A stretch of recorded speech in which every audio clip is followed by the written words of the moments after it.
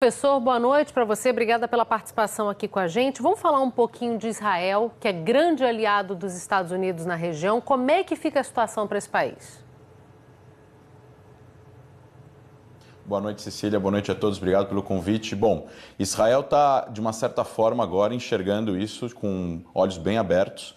Israel acompanha há muitos anos, se não décadas, os movimentos das forças iranianas, das guardas revolucionárias iranianas. É o principal inimigo estratégico de Israel. É um regime agressivo em relação a Israel, sustenta grupos terroristas em Gaza e no Líbano, e hoje agora com forças sírias e de rebeldes e milícias iranianas na Síria para atacar Israel de 3 frentes.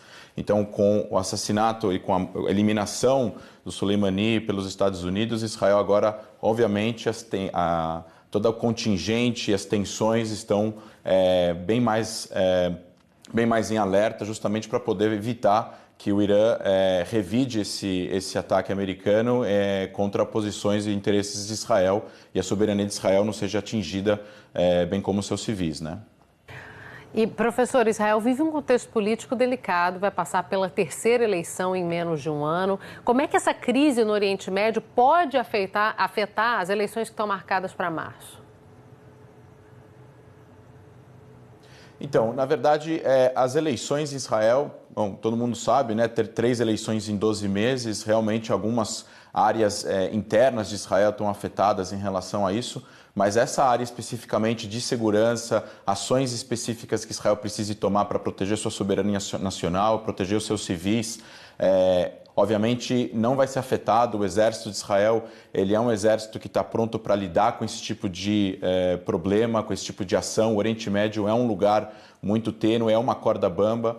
Não é de hoje que não se sabe o que vai acontecer daqui a um ano, daqui a 6 meses em diversas regiões próximas aí do Estado de Israel. Então, obviamente, o fato de não ter um governo fixo agora e ter um governo de transição e ter eleições em março, e se precisar, se Israel for atacada, o exército israelense com certeza vai defender a soberania de Israel e vai contra-atacar grupos terroristas em volta de Israel, ou até mesmo o Irã, caso o Irã venha a atacar Israel. Acredito eu que o Irã não vá atacar Israel porque ele sabe, de uma certa forma, de que qualquer ação fora do status quo que já existe entre Irã e Israel, que é no Líbano e na Síria, se ele atacar Israel de outra frente, de outra forma, em outro lugar, contra civis, por exemplo, Israel vai responder a esse tipo de agressão iraniana.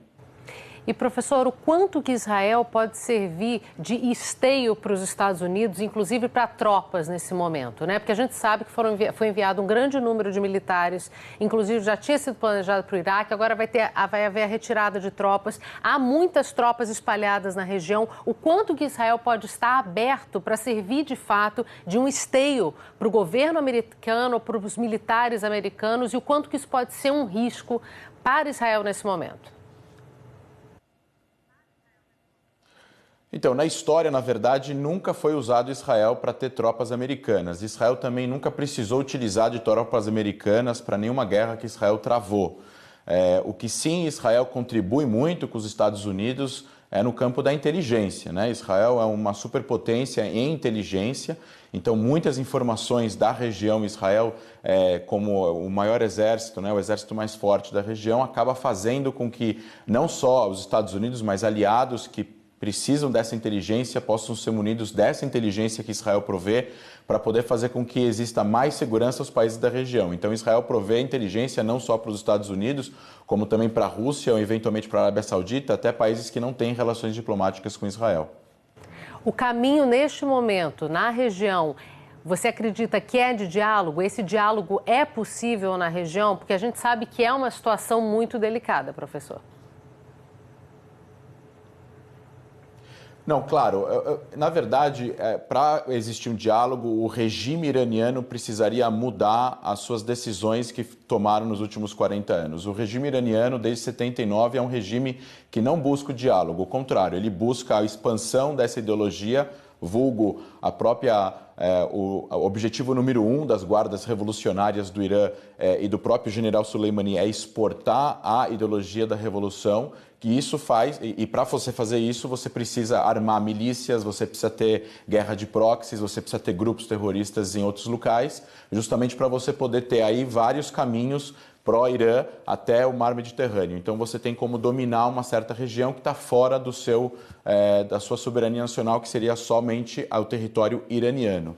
Nesse caso daqui, o Irã não está demonstrando, desde o acordo nuclear em 2015 até agora, que ele está pró-diálogo. O contrário, depois que foi assinado o acordo nuclear americano, mesmo o acordo nuclear com os Estados Unidos e com a Europa, mesmo tendo todas as críticas possíveis, os iranianos, em vez de tomar uma decisão de ir através de uma mesa de negociação, de diálogo e de desnuclearização desse programa nuclear, eles aumentaram ainda mais a sua presença no Iraque, no Iêmen, em Gaza, no Líbano e na Síria. Então, as ações iranianas, elas demonstram que o governo iraniano mentiu e de que ele não, na verdade, estava fazendo algo para tentar trazer a paz para a região, mas, de uma certa forma, desestabilizou toda a região. E é justamente essas ações sucessivas que eles fizeram, incluindo até mesmo a tentativa da invasão da embaixada americana por forças xiitas no Iraque, fez com que os Estados Unidos chegassem à conclusão de que o Soleimani era uma bomba relógio. E se ele continuasse com essas ações,